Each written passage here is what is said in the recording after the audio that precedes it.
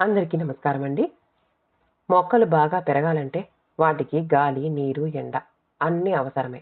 ఎరువులు మాత్రమే వేస్తే సరిపోదు. పిల్లలు అంతే. అబ్బా!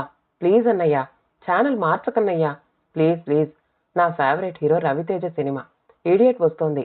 ప్లీజ్ చూడ్ని అది చేతుల్లోంచి రిమోట్ లాక్కుంటూ అంటున్నాడు దీపు. ఒరేయ్! ఒబామా కైరోలో ఇస్తున్న స్పీచ్ లైవ్ చూపిస్తున్నార్రా అది చూద్దాం. స్టూపిడ్ లాగా ఈ 'ఇడియట్' సినిమా ఎన్నిసార్లు చూస్తావ్? అభి అంటున్నాడు. ఒబామానా? ఎక్కడో అమెరికా ప్రైమ్ మినిస్టర్ సంగతి మనకెందుకన్నయ్యా? ఈ సినిమా చాలా నవ్వుగా ఉంటుంది తెలుసా? దీపు సమాధానం. రేయ్! ఒబామా అమెరికాకి ప్రైమ్ మినిస్టర్ కాదురా ప్రెసిడెంట్. అదేలే అన్నయ్య. ఏదో ఒకటి. సరే సినిమా చూడాలంటే గ్రహణం వస్తోంది పెట్టు. అవార్డ్ విన్నింగ్ ఫిల్మ్ అది. చలం స్టోరీ అదైనా చూద్దాం. చలం ఎవరన్నయ్యా? టీవీ స్క్రీన్ మించి తల తిప్పకుండానే అడిగాడు దీపు. ఓరి నాయనో! ఇంక నిన్ను వదిలేస్తున్నాన్రా. నీకు ఈడియటే కరెక్ట్. అభి ఇంకా ఏదో అనబోతూ ఉంటే, అభి వాణ్ణెందుకురా ఏడిపిస్తావ్? వాడికిష్టమైన ప్రోగ్రాం ఏదో వాణ్ణి చూసుకొని మళ్ళీ హాస్టల్కి వెళ్తే వాడికి ఆ ఛాన్స్ ఉండదు కదా. వంటింట్లో వేడివేడిగా గారెలు వేస్తూ వాళ్ళ సంభాషణంతా వింటున్న నేను నవ్వుతూ వారించాను. దీపు మా చెల్లెలి కొడుకు. బీటెక్ చదువుతున్నాడు. సెలవుల్లో మా ఇంటికొచ్చాడు. కాదు మమ్మీ వీడు బీటెక్ సెకండ్ ఇయర్ చదువుతున్నాడు. వాడికి ఒబామా ఎవరో తెలియదు. చలం అంటే ఎవరు అంటాడు. నిజంగా వాడొక స్పెసిమెన్. వంటింట్లోకి ప్లేట్ పట్టుకొచ్చి గారెలు వేయించుకుంటూ అన్నాడు అభి. పోనీలేరా చిన్నవాడు. ఇదిగో వాడి ప్లేట్లో కూడా ఈ 2 వెయ్యి. వెళుతున్న అభికి ఇంకా 2 గారెలు వేసి పంపాను. అభి ఇప్పుడు ఎంఏ 2వ సంవత్సరం చదువుతున్నాడు.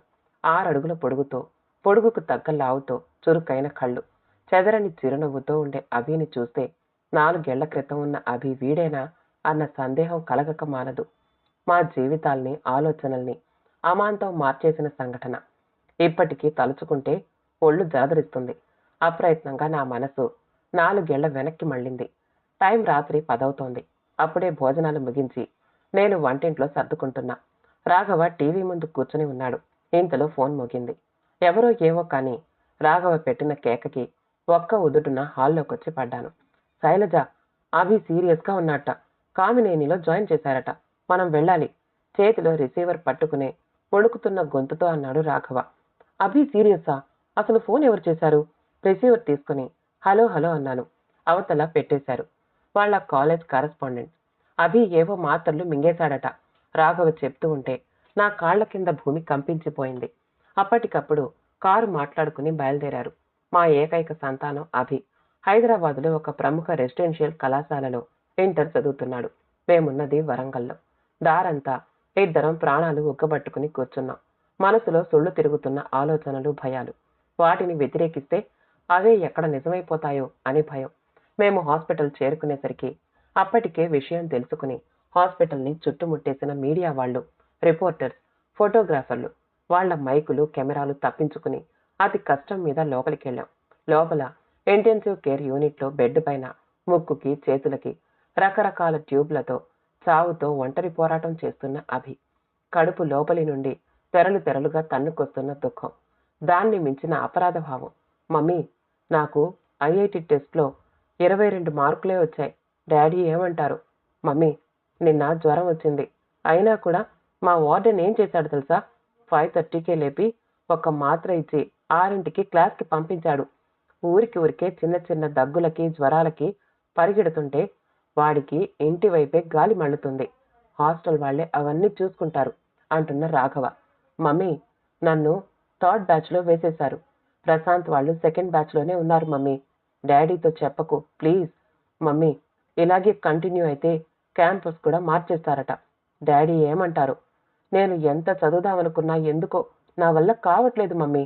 నేను అస్సలు కాన్సన్ట్రేట్ చేయలేకపోతున్నాను. ఫోన్ చేసిన ప్రతిసారి, అప్పుడప్పుడు కలిసినప్పుడు అభి పడ్డ ఆవేదన అంతా నా మస్తిష్కంలో రింగుమంటోంది. తప్పదు. బయట ఎంత కాంపిటీషన్ ఉంది. ఒక కాలేజీకి, ఒక సెక్షన్లో కాంపిటీషన్కే తట్టుకోలేకపోతే రేపు స్టేట్ మొత్తం, ఇండియా మొత్తంలో కాంపీట్ చేయాలి. అప్పుడేం చేస్తాడు? కష్టపడాలి. రాఘవ వాదన. ఎంతకని కష్టపడతాడు? ఎంతకని తట్టుకుంటారు? ప్రతి క్షణం పోటీ, ప్రతి క్షణం ఒత్తిడి. Daily test, weekly test, IIT test, AI triple E test, EAMCET test. Mark తగ్గితే ర్యాంక్ తగ్గిపోతుంది, ర్యాంక్ తగ్గితే బ్యాచ్ మారిపోతుంది. టాప్ బ్యాచ్ నుంచి కిందకి, ఇంకా కిందకి, ఇంకా తగ్గితే క్యాంపస్ మారిపోతుంది. అవును, కాలేజీ వాళ్ళకి కావలసింది టాప్ ర్యాంకుల బంగారు గుడ్లు పెట్టే బాతులు. పొద్దున 5 నుంచి రాత్రి 11 వరకు తల ఎత్తకుండా చదివే మిషన్లు. పిల్లల మానసిక స్థితితో వారికేం పని? అసలు తల్లిదండ్రులకే లేని పట్టింపు వాళ్ళకెందుకు? అసలు ఈ వ్యవస్థనంతా సృష్టించింది ఎవరు? ఆలోచిస్తూ ఉంటే తల తిరిగిపోతోంది. పిల్లల ఆసక్తి ఏమిటో, వారి సామర్థ్యం ఎంతో చూడకుండా గొర్రెల మందల ప్రవాహంలో పడి కొట్టుకుపోతూ అత్యాశకు పోయే తల్లిదండ్రులు, వాళ్ళ ఆశలను సొమ్ము చేసుకుంటూ విద్యను వ్యాపారం చేసిన కార్పొరేట్ సంస్థలు. మనందరం కాదా? ఈ పోటీ ప్రపంచంలో ఆ పసివాళ్ల హృదయ వేదన వినేదెవరు? ఆ ఆక్రందనను అర్థం చేసుకునేది ఎవరు? కళ్ళ నిండా ధారాపాతంగా కారుతున్న కన్నీరు. మమ్మల్ని క్షమించుకన్నా, దయచేసి మాకు ఇంకొక అవకాశం ఇవ్వు ప్లీజ్. మనసులోనే 1000 దేవుళ్లకు మొక్కుకుంటున్నా. మర్నాడు పొద్దున కల్లా ఇదొక పెద్ద సంచలన వార్త అయిపోయింది. పేపర్ల నిండా, టీవీ ఛానల్స్ నిండా ఇదే న్యూస్. పరీక్షల ఒత్తిడి తట్టుకోలేక ఇంటర్ విద్యార్థి ఆత్మహత్యాయత్నం. టీవీ తెరల నిండా, అద్దాల వెనక ఐసీయూలో ఉన్న అభిముఖం. కాలేజీ ముందు ధర్నాకి దిగిన విద్యార్థి సంఘాలు. వాళ్లల్లో కొంతమంది ప్రిన్సిపల్ రూమ్లో ఫర్నిచర్ అంతా ధ్వంసం చేశారట. Principal, correspondent పారిపోయారట. న్యూస్ ఛానల్స్లో చర్చలు. మానవ హక్కుల సంఘం వాళ్ళు, విద్యార్థి సంఘం నాయకులు, రాజకీయ నాయకులు అంతా చేరి విద్యా వ్యవస్థలో లోపాలు పెరిగిపోతున్న వ్యాపార ధోరణి, పిల్లలపై ఒత్తిడి, ఒకటేమిటి రకరకాల చర్చలు చేశారు. ఒకరినొకరు విమర్శించుకున్నారు, దూషించుకున్నారు. మా వాడు చాలా బ్రిలియంట్ అండి, 10th క్లాస్లో 96%. వాడెందుకు ఇలాంటి పని చేస్తాడు? ఎవరు ఇచ్చారో ఏమో. అసలు కాలేజ్ మీద వాళ్ళ ఎంక్వైరీ చేయాలి. మీడియా ముందు రాఘవ. అసలు ఎలా జరిగింది అన్నది పక్కన పెడితే, ఎందుకు జరిగిందన్న కఠిన వాస్తవాన్ని కళ్లతో చూడలేని తండ్రి. తప్పు ఇంకెవరిదో, ఎవరో పనిన కుట్ర అంటూ ఇంకా మనసుని మభ్యపెట్టుకునే ప్రయత్నం. అదృష్టవశాత్తు గండం గడిచింది. అభి బయటపడ్డాడు. స్పెషల్ రూమ్లోకి మార్చారు. మీడియా వాళ్ళకి వేరే ఏదో బ్రేకింగ్ న్యూస్ దొరికింది. ఇంకా ఇటువైపు రాలేదు. ప్రాణాలైతే దక్కాయి, కానీ అభి కళ్లల్లో ఏదో భీతి. వలలో పట్టుబడ్డ జంతువులాగా మాటలో చేతలో ఏదో రెస్ట్లెస్నెస్. జీవితంలో మొట్టమొదటిసారిగా రాఘవకి ఎదురు తిరిగాను. ఎప్పటినుంచో, ఎన్నాళ్లుగానో నాలో దాచుకున్న భావాలన్నీ వెళ్ళగక్కాను. నా బిడ్డ మామూలు స్థితికి రాకపోతే నిన్ను వదలను, హిస్టీరిక్గా అరిచాను. నా మాటలకు అభి పరిస్థితి చూసో రాఘవ వెనక్కి తగ్గాడు. మొదటిసారిగా నా సలహా అతడు విన్నాడు. నన్ను పట్టుకుని, మీ ఇద్దరి కోసం కాకపోతే నేను బ్రతికేది ఎందుకే అంటూ కన్నీరు కార్చాడు. తర్వాతి 3 నెలలు ఇద్దరం అహర్నిశలు అభిని కంటికి రెప్పలా కాపాడు. మందులు, కౌన్సిలింగ్, సైకోథెరపీ, అన్నింటినీ మించి చదువు, పోటీ అనే మాట ఎత్తకుండా బేషరతుగా మేము పంచిన ప్రేమాభిమానాలతో వాడు మెల్లమెల్లగా కోరుకున్నాడు. ఇంట్లోనే ఉండి ఇంటర్ పరీక్షలు రాశాడు. 60% మార్కులతో పాస్ అయ్యాడు. ఒక వారం తర్వాత, డాడీ, నేను డిగ్రీలో ఆర్ట్స్ తీసుకుంటాను, అభి మెల్లగా చెప్పాడు. ఈ మధ్య వాడు ఇదివరకట్లా ప్రతిదానికి నన్ను తడికలా వాడుకోవట్లేదు. మమ్మీ ప్లీజ్, డాడీతో నువ్వు చెప్పు అని నా వెనక దాక్కోవట్లేదు. దానికి కారణం, ఇది వరకు పులి మేకలా ఉండే వారి బంధం ఇప్పుడు కాస్త మారటం కావచ్చు. మా భార్యాభర్తల మధ్య కూడా పెరిగిన అవగాహన, అనురాగాలతో ఆహ్లాదమైన ఇంటి వాతావరణం కావచ్చు. కాకపోతే వాడు చెప్పిన దానికి నేను ఆశ్చర్యపోయాను. వాడి బుర్రలో ఏం తిరుగుతోందో. రాఘవ అయితే నిర్ఘాంతపోయాడు. ఆర్ట్స్ తీసుకుంటావా? ఎందుకు? నా వంక కాస్త అనుమానంగా చూశాడు. నేను చదివింది ఎంఏ లిటరేచర్ మరి. అది కాదురా, నువ్వు ఐఐటి, ఏఐ ట్రిపుల్ ఇవేం రాయొద్దు. ఒక ఎంసెట్ మాత్రం అటెంప్ట్ చెయ్యి. నేనేదో తంటాలు పడి మేనేజ్మెంట్ కోటాలో నీకు సీట్ ఇప్పిస్తాను, రాఘవ చెప్పాడు. వద్దు డాడీ, నేను సైన్స్ చదవలేనింకా, నాకు ఇంట్రెస్ట్ లేదు, స్థిరంగా చెప్పాడు అభి. నిస్సహాయంగా చూశాడు రాఘవ. అయితే మా ఒప్పందం ప్రకారం వాడికి నచ్చిన గ్రూప్లోనే చేర్చాం. చరిత్ర, రాజనీతి శాస్త్రం, ఆర్థిక శాస్త్రం విషయాలుగా అభి బిఏలో చేరాడు. 9 నుండి 3 దాకా కాలేజీ, అటుపై 1 గంట సైకాలజిస్టు సలహా మేరకు రిలాక్సేషన్ కోసం స్విమ్మింగ్, ఆపై కాసేపు రెస్ట్, 1 గంట చదువు. అభి జీవితం మళ్ళీ ఒక గాడిలో పడింది. అదృష్టవశాత్తు అభి కాలేజీ లెక్చరర్లు చాలా అనుభవజ్ఞులు. స్వతహాగా తెలివిగలవాడైన అభి సబ్జెక్టుపై ఆసక్తి కూడా చూపటంతో వాణ్ణి బాగా ప్రోత్సహించారు. రకరకాల రిఫరెన్స్ బుక్స్ అవి ఇచ్చి వాడి ఆసక్తిని ఇంకా పెంచారు.